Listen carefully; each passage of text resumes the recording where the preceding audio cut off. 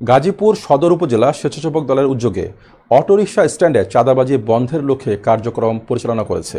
বৃহস্পতিবার বিকেলে বাঘের বাজার এলাকায় গাজীপুর সাফারি পার্ক ও বাঘের বাজার স্কুল রোডে অটোরিকশা স্ট্যান্ডে এই কার্যক্রম পরিচালিত হয়। গাজীপুর সদর উপজেলা স্বেচ্ছাসেবক দলের সদস্য সচিব ইউনুস আলী নাসমিয়ার নেতৃত্বে প্রায় শতাধিক নেতাকর্মী নিয়ে এই কার্যক্রম করা হয়। সে সাথে অটো চালকদের কাউকে চাঁদা না দেওয়ার অনুরোধ জানানো হয়। বিগত আওয়ামী লীগ সরকারের আমল থেকে এই সকল অটো স্ট্যান্ডে সিরিয়ালের নামে দীর্ঘদিন যাবৎ চাঁদাবাজি করে আসছিল।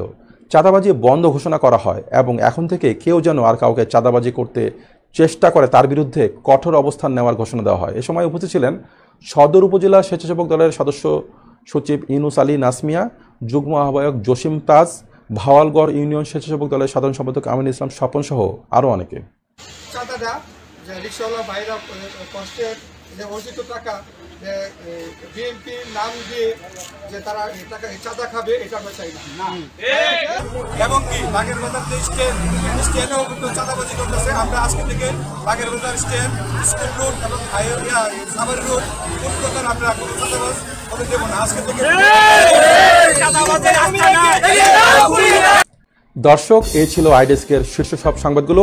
পরবর্তী সংবাদ ও নিত্য নতুন সব আপডেট পেতে ফলো করুন আমাদের ফেসবুক পেজ, সাবস্ক্রাইব করুন আমাদের ইউটিউব চ্যানেল, সর্বশেষ সংবাদ পেতে ভিজিট করুন আমাদের ওয়েবসাইট www.news21bangla.tv-তে। দিনের সর্বশেষ আপডেট পেতে চোখ রাখুন নিউজ 21 বাংলা টেলিভিশনের পর্দায়। এতক্ষণ আমাদের সাথে থাকার জন্য অসংখ্য ধন্যবাদ। আসসালামু আলাইকুম।